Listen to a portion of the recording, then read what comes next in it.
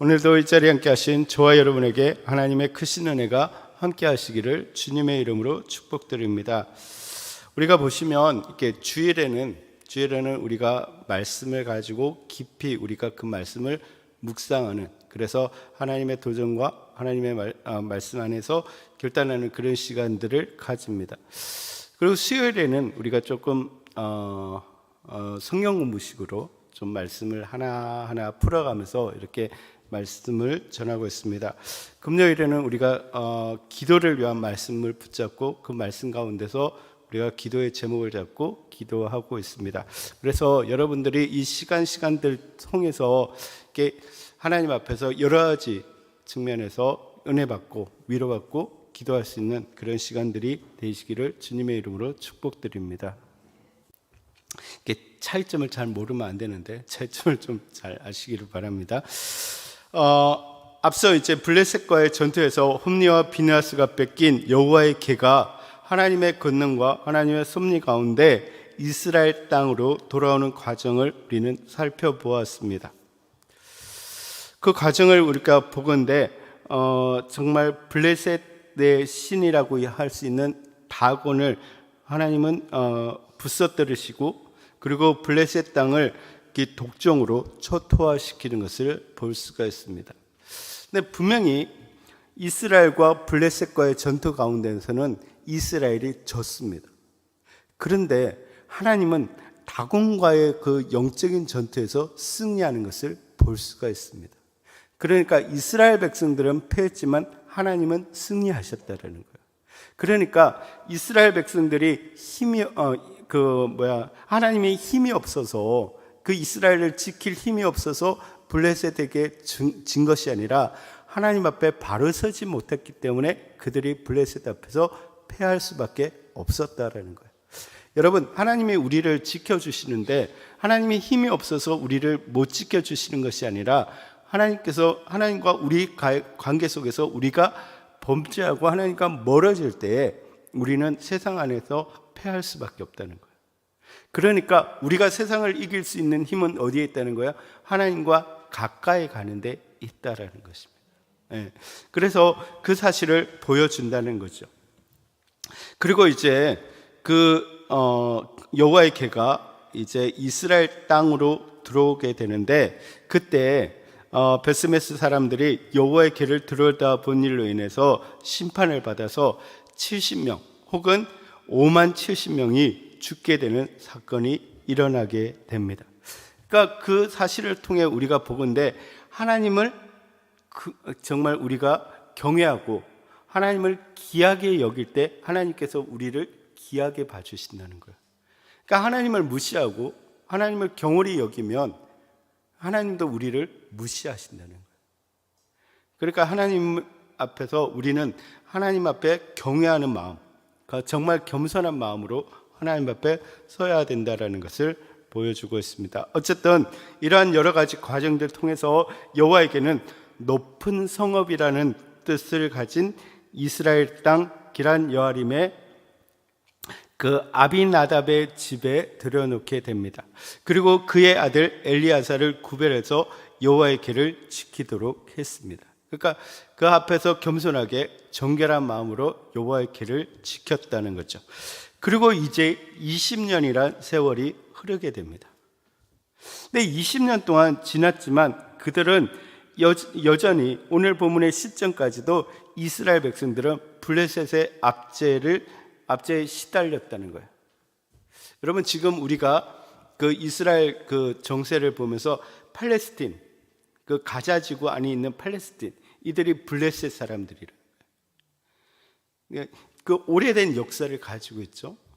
그 관계가 이제 그들 안에 압제에 시달렸다는 거예요. 그러므로 그들은 계속해서 하나님의 언약궤를 생각하면서 하나님 앞에서 부르짖었다는 거예요. 그런데 사실 그들이 하나님의 언약궤를 생각하면서 하나님의 언약궤를 사모했다, 그러니까 부르짖었다라는 거, 울부짖었다라는 그런 표현은 이제 엘리를 대신해서 제사장으로 이스라엘을 섬기던 사무엘이 영적 지도자로서 본격적으로 역사의 전면에 등장한다는 사실을 이렇게 묘사해 주고 있는 것입니다. 이제 본격적으로 이스라엘 백성들의 지도자로 등장하는 사무엘이 전한 하나님의 명령은 이거였다라는 거예요. 사무엘이 자라가면서 계속해서 엘리를 대신해서 제사장직을 감당하고 있는데, 이제는 모든 사람들이 인정하는 영적인 지도자로 전면에 나타나게 된다는 거예요. 그런데 첫 번째 명령이 뭐냐면 3절인데, 만일 너희가 전심으로 여호와께 돌아오려거든 이방신과 아스다롯을 너희 중에서 제거하고 너희 마음을 여호와께 향하여 그만 섬기라. 그리하면 너희를 블레셋 사람의 손에서 건져내시리라. 그러니까 너희가 만일 전심으로, 그러니까 마음을 다해서 여호와께 돌아오려면, 그러니까 돌아서다, 선회하다, 회복하다라는 뜻을 가지고 있는데, 그러니까 이 표현은 회개하고 하나님, 그들의 마음을 하나님께 되돌려야 한다는 거예요. 그러니까 너희가 진짜로 너희의 마음을 회개하고 하나님을 향해서 마음을 돌리려고 한다면 이런 의미가 되는 거죠. 근데 회개라는 것은 무엇입니까? 여러분, 회개는 우리가 그냥 내 잘못에 대해서 통곡하는 것이 아니라, 회개는 방향을 전환하는 거예요. 방향을 전환하는 거. 그러니까 하나님께로 방향을 전환해서 나아가는 것이 회개라는 거예요. 회개. 여러분, 우리가 세상을 살아가지만, 우리가 세상을 향해서 나아가지만, 세상을 향해서 우리가 세상 가운데 살아가지만, 세상을 향해서 나아가는 것이 아니라 하나님을 향해서 우리가 나아가야 된다는 거예요. 그것이 진정한 회개고 회개된 모습이다라는 것을 말해주고 있습니다. 여러분, 회개는 방향을 전환하는 것입니다. 그런 면에서 보면 신앙은 무엇입니까? 신앙은 방향입니다. 그러니까 신앙은 어떤 방향으로 살아가느냐 하는 거예요. 그러니까 우리는 하나님을 향해서 그 방향을 정해서 살아가는 거예요. 그것이 우리가 신앙이라는 거죠. 신앙, 믿음의 생활. 그들이 전심으로 이렇게 하나님을 향해서 그 마음을 정해서 하나님 앞에 나아오기 위해서는 어떻게 해야 된다는 거예요? 그들이 섬기고 있는 우상들을 우선적으로 제거해야 된다라고 말하고 있습니다. 그리고 난 다음에 하나님을 섬기는 것에만 마음을 집중해야 한다라고 말하고 있습니다. 여러분, 우상을 버려야 되고, 그리고 하나님만 섬기도록 마음을 정해야 한다는 것입니다. 여러분, 하나님을 섬기는 것과 하나님만을 섬기는 것은 다른 거예요. 이스라엘 백성들은 하나님을 섬기고 있었어요. 하나님을 안 섬긴 거 아니에요. 그들은 제사를 드렸고 그들은 하나님 앞에 나와서 기도했어요. 그런데 다른 신을 또 섬기고 있었다는 거예요. 그러니까 하나님을 섬긴 것과 하나님만을 섬긴 것은 다르다는 거예요. 그래서 우상을 제거하고 하나님만을 섬겨야 된다는 거예요. 여러분, 우리도 마찬가지예요. 우리가 신앙생활할 때 하나님만 섬기느냐, 하나님만 믿느냐, 하나님을 믿고 있느냐, 다르다는 거예요. 여러분 어떻습니까? 하나님을 믿고 있습니까? 하나님만 믿고 있습니까? 여러분, 바라기는 우리가 하나님만 믿는 여러분 되시기를 바랍니다. 근데 세상의 사람들은 이것저것 다 믿어요. 그렇잖아요. 신앙생활 해요. 교회 나와요. 기도해요. 내가 기독교인이라고 말을 해요. 그런데 정말 믿고 있는 것은 자기의 능력이에요. 자기의 경험이에요. 세상의 권력이에요. 여러분, 그 모든 것들을 다 버리고 하나님만 믿는, 하나님만 의지하는, 그 내 마음을 하나님께만 두어야 된다라는 거예요. 그럴 때 우리의 방향이 바뀌어진다라는 거예요. 우리의 마음을 하나님께만 둘 수 있다라는 것입니다. 그러면 어떻게 된다는 거예요? 블레셋의 손에서 건져내시겠다. 그러니까 하나님께서 어떻게 하시냐면 이렇게 탁 잡아채신다는 거예요. 너희가 내게 돌아오면 블레셋 안에서 막 힘들게 살아가고 있는데 내가 너희만 탁 잡아서 올리겠다는 거예요. 그리고 그 손으로 보호해 주시겠다고 말씀하고 있습니다. 여러분, 주님의 보호의 은혜, 우리를 보호하시는 은혜를 여러분 간구하십니까? 여러분 마음을 하나님께 정하시기 바랍니다. 그럴 때 하나님께서 우리를 붙잡아 주신다는 거예요.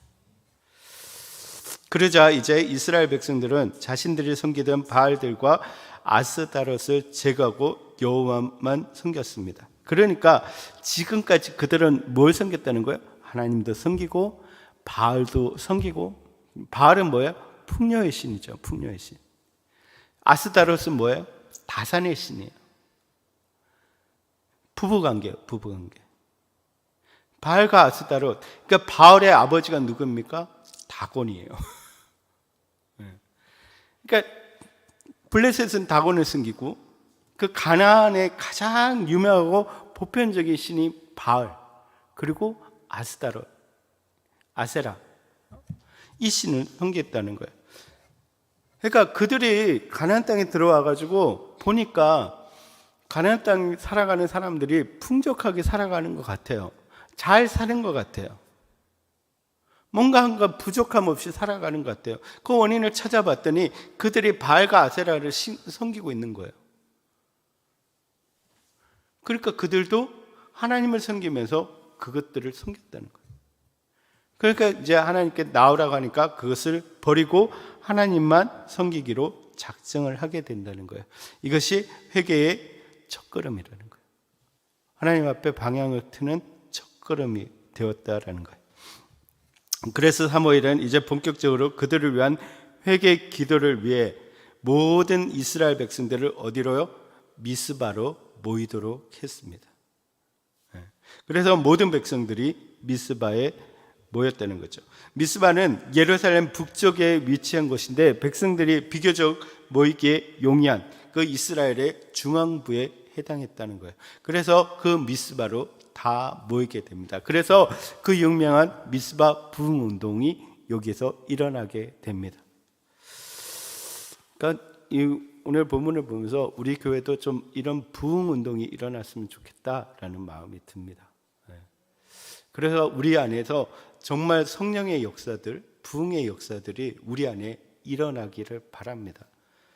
지금 이 순간 가장 중요한 것이, 가장 먼저 되어야 되는 것이 이 부흥 운동인 것 같아요. 자, 이렇게 모인 이스라엘 백성들이 처음 한 일이 무엇입니까? 물을 길어서 여호와 앞에 붓는 일이었습니다. 사실 이러한 것이, 이러한 행위가 무슨 의미인지는 정확하게 알 수 없지만 뒤에 금식하고 회개하는 기도하는 모습과 연결해 보면 아마 회개하고 정결케 되는 제사 의식 중에 하나가 아닐까 짐작하는 거죠. 어쨌든 그 마음을 정결하게 하고 하나님 앞에 나와서 하나님께 예배하는 그런 모습이 보였다는 거예요. 또 하나 한 것이 무엇입니까? 금식했다는 거. 금식. 그러니까 아시는 것처럼 금식은 무엇입니까? 하나님께 하는 구체적인 그런 행동인데 자기 절제 행동, 하나님의 자비와 긍휼만을 구하는 그런 회개의 행동이었다라는 것입니다. 사실 제게 가장 큰 약점이 금식입니다. 금식을 참 못하겠더라고요. 한 끼만 굶으면 다 먹는 것만 보여요. 근데 우리가 왜 금식을 합니까? 왜 하나님 앞에서 금식을 합니까? 나의 욕심과 욕망을 다 내려놓고 내 모든 본성적인 부분들을 절제하면서 하나님께만, 하나님의 은혜를 구하기 위해서 우리는 금식을 하게 된다는 거예요. 여러분, 근데 예수님께서 금식에 대한 그 가르침을 주면서 금식은 어떻게 하라고 이야기합니까?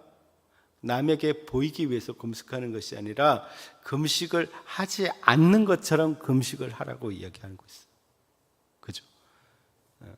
그러니까 어떤 그 바리새인들처럼, 외식하는 사람들처럼 나 금식해 그러면서 막 얼굴이 막 진짜 굶은 사람 얼굴처럼 그렇게 하는 것이 아니라 기름을 바르고 정말 다른 사람들을 보기에 금식을 하지 않는 것처럼 그렇게 하나님 앞에 금식을 해야 돼요. 근데 그 모든 교훈의 핵심은 뭐냐 하면 외식하지 말라라는 거예요. 외식하지 말라. 그러니까 하나님 앞에 정직해야 된다는 거예요. 그러니까 모든 부분들이 하나님 앞에 있어야 된다는 거예요. 또 한 가지 금식을 하는 이유가 뭐냐면 바로 절제 때문이라는 거예요. 절제함. 네. 여러분, 성령의 9가지 열매 중에 마지막이 무엇입니까? 절제입니다. 절제. 그렇다고 한다면 모든 것이 다 잘 되어 있지만 마지막에 뭘 해야 된다는 거예요? 절제해야 된다는 거예요. 그러니까 경건에 있어서 중요한 요소 중에 하나가 절제함이라는 거예요. 그러니까 우리가 다 할 수 있지만 그 옆에 사람들이 상처받지 않도록, 시험에 들지 않도록 우리는 항상 절제해야 된다는 거예요. 우리의 말도, 우리의 행동도, 우리의 신앙의 모습들도 절제할 필요가 있다는 거예요. 그러니까 우리는 이렇게 좀 하다 보면 절제하지 못하고 막 사람들에게 막 보이고 흥분해가지고 막 하는 경우가 있는데, 우리가 어떤 신앙의 모습들을 해나갈 때, 경건의 모습들을 해나갈 때 언제나 우리는 절제할 수 있어야 된다는 거예요. 여러분, 그래서 정말 절제의 영을 주시기를 기도해야 된다는 거예요. 그러니까 하나님이 가라는 데까지 가고 서라는 데까지 서야 된다는 거예요. 근데 우리는 자꾸 넘어선다는 거예요. 우리 스스로가. 그래서 금식은 어떻게 보면 우리의 자기 절제라고 볼 수가 있는 거죠. 자, 그러니까 그들은 이제 자기 중심적인 삶의 방향에서 하나님을 바라보는 방향으로 전환하고 하나님과의 관계를 회복하고자 지금 했다라는 거예요. 그래서 그들은 이렇게 고백합니다. 우리가 여호와께 범죄하였나이다. 이것은 그들의 여호와를 버리고 3절에 기록된 것처럼 바알과 아스타롯을 비롯한 이방신들을 섬겼다고 고백하는 것이고, 이제는 이러한 우상들을 버리고 하나님 당신만을 섬기겠다는 결단을 고백하고 있는 것입니다. 여러분, 날마다의 삶에서 이런 고백이 여러분에게 있기를 주님의 이름으로 축복드립니다. 그래서 우리가 새벽에 나와서 새벽 기도를 할 때 말씀을 들으면서 하나님, 오늘도 하나님과 동행하고 하나님만 의지할 수 있는 삶이 되게 해 주십시오라고 기도해야 된다는 거예요. 그렇지 않으면 우리는 하나님을 잊어버리고 세상의 것을 의지하고 세상과 동일하게 짝이 되어서 살아갈 수밖에 없다는 거예요. 또한 이 고백은 엘리의 죽음 이후에 영적인 지도자 없이 자기의 뜻대로 살던 삶을 버리고 이제 지금까지 제사장으로 섬기는 사무엘을 그의 지도자로 섬기겠다고 결단하는 의미를 가지고 있습니다. 그렇기 때문에 6절 마지막에서 이렇게 표현하고 있는 거죠. 사무엘이 미스바에서 이스라엘 자손을 다스리니라. 이제 그들이 이제 사무엘의 지도를 따르겠다라고 고백하고 있는 것입니다. 근데 이제 7절 이하를 보면 에벤에셀의 사건을 다루고 있습니다. 그러니까 6절까지는 지금 미스바 부흥 운동에 대해서 이야기하고, 이제 뒤에는 그 에벤에셀의 사건을 다루고 있습니다. 여러분, 우리가 정말로 우리 안에서 부흥의 역사가 일어나기를 주님의 이름으로 축복드립니다. 이제 다음 주부터 고난주가 이제 시작되는데, 그 고난주간을 통해서 우리가 정말로 하나님 앞에서 우리의 마음이 정결해지기를, 우리의 마음 속에서 정말 부흥의 역사들이 일어나기를, 우리는 그 고난 기간 동안에 그 새벽 기도를 통해서 정말 그런 부흥의 역사가 일어나기를 주님의 이름으로 축복드립니다. 그래서 미리 우리가 기도로 준비를 했으면 좋겠습니다. 하나님의 성령이 우리 안에 거하시도록. 이제 7절 이하를 보시면 블레셋 사람들이, 모든 이스라엘 백성들이 이렇게 미스바에 모여 있다는 소식을 듣게 되고, 이러한 그들의 모임은 이 당시 이스라엘을 압제하고 있던 블레셋의 입장에서 봤을 때 이 이스라엘이 블레셋에서 한가하는 군사적 행동으로 보여졌다라는 것입니다. 그래서 블레셋 사람들은 곧바로 이스라엘 향해서 진군해 갑니다. 이런 이스라엘 백성들에게 두려움을 주었습니다. 그래서 백성들은 사무엘에게 자신들을 위해서 하나님께 기도해 줄 것을 요청합니다. 8절을 보시면 이스라엘 자손들이 사무엘에게 이르되 당신은 우리를 위하여 우리 하나님 여호와께 쉬지 말고 부르짖어 우리를 블레셋 사람들의 손에서 구원하게 하소서 하니, 보시면 그들이 변화되었다는 것을 볼 수가 있습니다. 어떻게 변화되었습니까? 당신은 우리를 위해서 우리 하나님 여호와께. 근데 이전에 블레셋과의 전투 가운데 1차전이 패했어요. 그죠? 그리고 2차전을 준비할 때 이스라엘 장로들이 뭐라고 이야기하냐면 하나님께 구하지 않고 언약궤를 가지고 오라고 이야기를 해요. 그러니까 그들은 하나님을 의지하는 것보다 머리를 썼다는 거예요. 그리고 자기들의 어떤 경험을 이야기했다는 거예요. 근데 지금 여기서는 뭐 합니까? 기도해 달라는 거예요. 우리 하나님 여호와께 쉬지 말고 기도해 달라고 말하고 있습니다. 만약에 그때 당시에 그들이 이러한 마음을 가지고 정말 기도했다면 하나님께서 그들을 위해서 싸우셨을 거예요. 근데 그들은 그들의 힘으로 해결하려고 했다는 거예요. 그들의 지혜로 해결하려고 했다는 거예요. 여러분, 우리가 정말로 하나님 앞에서 기도하는 여러분 되시기를 바랍니다. 어려움이 다가오고 있어요. 사실 쉬운 건 아닌 것 같아요. 저도 경제적인 학자가 아니라 뭐가 관세가 얼만큼 붙으면 어떻게 되고 하는 걸 저도 잘 모르겠어요. 내용을 들어도 그냥 어려워진다라고만 알고 있지만 사실 쉬운 게 아닐 것 같아요. 지금 여기만 봐도 지금 공실이 엄청나잖아요. 지금 통째로 임대하는 데가 되게 많아요. 앞으로 더 힘들 수도 있어요. 사회적으로 더 힘들어질 수 있어요. 정치는 더 혼란스러워질 수도 있어요. 근데 이런 상황 속에서 그 상황만 보면 우리는 두려울 수밖에 없어요. 그렇잖아요. 우리는 걱정할 수밖에 없어요. 어떻게 살아가야 되나 생각할 수밖에 없는 거죠. 그런데 우리가 누구인가를 생각해야 된다는 거예요. 우리는 하나님의 백성이라는 거예요. 그 하나님이 우리 하나님 여호와가 되신다는 것을 우리는 기억해야 된다는 거예요. 그래서 우리는 가만히 서서 하나님께서 하시는 일을 보라고 한 그 음성에 우리가 귀를 기울여야 된다는 거예요. 그래서 그 자리에 서서 우리는 기도해야 된다는 거예요. 기도. 여러분, 그래서 기도하는 우리가 되시기를 바랍니다. 정말 기도합시다. 기도합시다. 우리가 할 수 있는 일이 뭐가 있겠습니까? 우리의 힘으로 뭘 할 수 있겠습니까? 하나님께서 이 모든 상황 것들을 인도하시는 그 하나님께서 분명히 뜻이 있다는 거예요. 그 하나님의 뜻이 이루어지기를 우리는 기도해야 된다는 것입니다. 자, 이러한 요청을 받은 사무엘은 어린 양으로 번제를 드리고 여호와께서 이 기도에 응답하셨다라고 전하고 있습니다.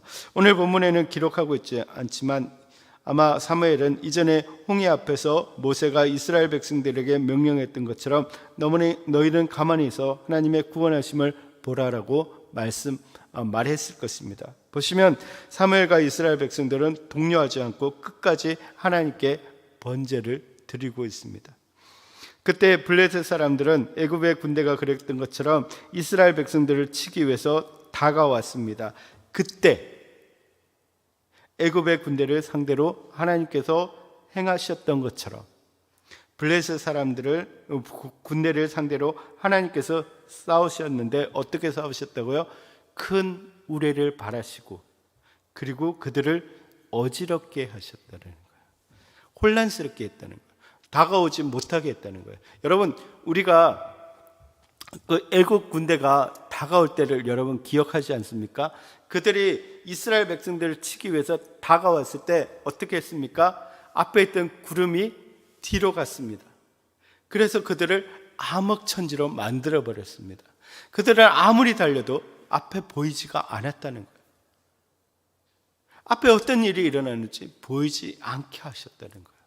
그리고 그들을 어떻게 합니까? 그 홍해 중간까지 그냥 끌고 들어갑니다. 그리고는 물을 닫아버립니다. 이것이 하나님의 방법이었습니다. 아무리 강한 무기를 가지고 많은 군사들을 가지고 다가왔지만 하나님이 한번 그들을 상대하실 때 그들은 아무 힘을 쓸 수가 없었다는 거예요. 지금도 마찬가지라는 거예요. 블레셋이 강했지만 이스라엘 백성들 앞에 다가올 때 하나님께서 그들을 어지럽게 하니까 그들은 이스라엘을 칠 수가 없었다는 거예요. 어떻게 보면 애굽에서의 이스라엘 백성, 출애굽 당시의 이스라엘 백성들이나 지금 여기서의 이스라엘 백성들이 그 상황을 보면 두려웠을 거예요. 옆에서 일어나는 일들을 보면 바로 앞에니까. 그런데 그들은 동요하지 말라라고 말씀하고 있습니다. 이게 가만히 서 있는 것이 굉장히 어려운 믿음의 행동이라는 거예요. 우리는 뭔가 해야 된다고 생각하는 거예요. 도망을 가든지 싸우든지 둘 중에 하나를 해야 된다고 생각하는 거예요. 근데 하나님은 우리에게 말씀하시는 게 뭐냐면 그 자리에 가만히 있으라는 거예요. 그 자리에 가만히 있으라. 여러분, 하나님께서 우리에게 원하시는 것은 무엇입니까? 이 자리에 가만히 있으라는 거예요. 하나님을 예배하는 자리에, 하나님께 기도하는 자리에 가만히 있으라는 거예요. 그러면 하나님께서 실질적으로 싸우시겠다는 거예요. 제가 옛날에 참 부끄러운 일인데 어릴 때는 믿음이 좋았던 것 같아요. 지금보다는 더 순수한 믿음이었던 것 같아요.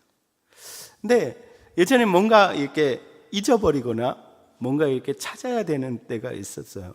그 귀중한 거를. 근데 그때 제가 기도를 했어요. 이렇게 찾기보다 먼저 기도를 했어요. 그러면 어느 순간에 그게 있어요. 신기하더라고요. 근데 자라가면서 그런 경험들이 하나하나 쌓여다 보니까 어떤 믿음이 생기냐면 기도하면 하나님께서 이루어 주시는구나. 내가 뭔가를 하기 전에 내가 기도를 해야 되겠구나. 그러면 하나님이 좋은 것으로 채워주시는구나. 그 믿음이 생겼던 거예요. 여러분, 내가 하면 요만큼을 가질 수 있어요. 근데 하나님이 하시면 이만큼을 주신다. 믿습니까? 진짜요? 그래서 먼저 기도해야 된다는 거예요. 그리고 그 자리를 지켜야 된다는 거예요. 여러분, 이 자리를 지키시기 바랍니다. 네. 그러면 하나님께서 일하신다는 거죠. 그래서 이제 그들은 블레셋이 이제 다가갈 수 없었고 하나님이 싸웠을 때 그들은 패할 수밖에 없고, 그리고 이제 제사를 마친 이스라엘 백성들이 그들을 쳐서 어디까지 치게 됩니까? 벳갈까지 추격하게 됩니다. 그러니까 이스라엘과 블레셋의 접경지까지 추격해서 그들을 몰아내게 됩니다. 그리고는 미스바와 센 사이에 돌을 세우고 에벤에셀, 그러니까 에벤은 돌이에요. 돌. 에셀은 도움이라는 거예요. 그래서 에벤에셀은 도움의 돌이 되는 거예요. 근데 이 의미는 뭐냐면 하나님께서 여기까지 도우셨다라는 의미를 가지고 있어요.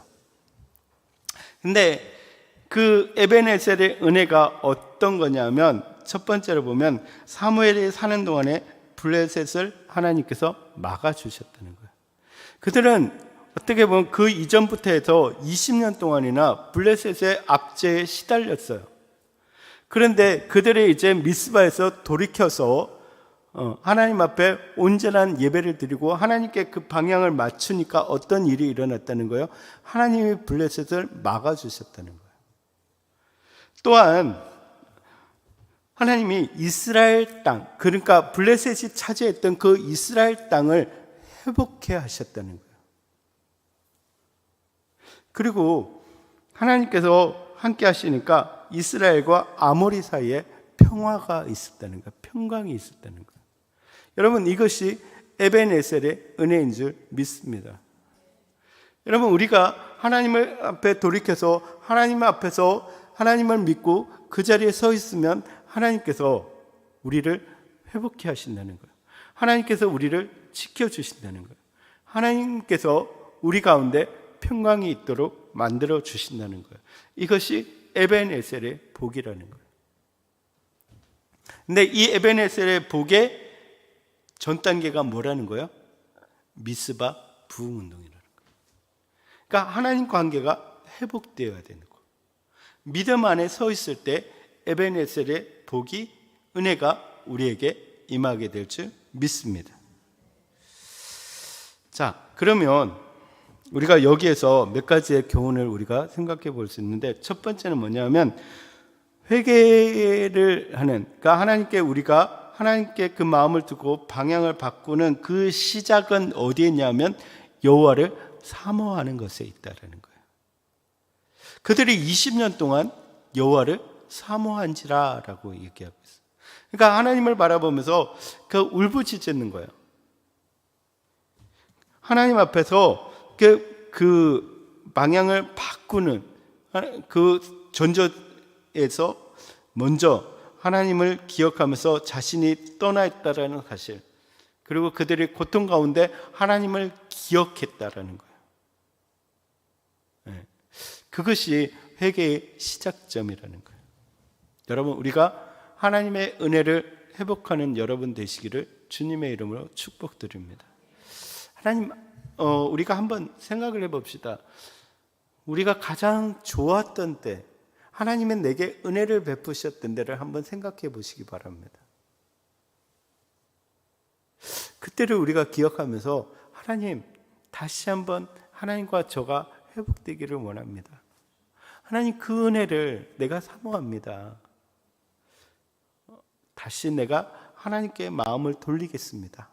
하나님, 나를 불쌍히 여겨 주십시오. 이 기도가 회개의 시작이라는 거예요. 두 번째는 무엇입니까? 결단이 필요하다는 그 결단이. 사무엘은 하나님께 돌아오고자 하는 이스라엘 백성들에게 어떤 걸 요구하셨습니까? 그들이 섬기고 있는 우상을 버리고 진심으로 하나님만을 섬기기를 요구했다는 거예요. 그의 결단이 필요하다는 거예요. 여러분, 신앙은 결단이 필요합니다. 여러분, 신앙은 뭐라 그랬습니까? 방향이라 그랬잖아요. 우리가 잘못된 방향으로 가고 있다면 결단은 무엇입니까? 그 방향을 돌이키는 거예요. 돌이키는 거. 그러니까 결단은 행동이 필요합니다. 여러분, 그래서 우리가 정말로 바꾸어 놓는, 그 정말 방향이 바꿔지는 여러분 되시기를 바랍니다. 그게 결단이 있어야 된다는 거예요. 근데 결단에는 고통이 따라요. 그렇잖아요. 습관을 바꾸는 그 고통이 진짜 커요. 그렇죠?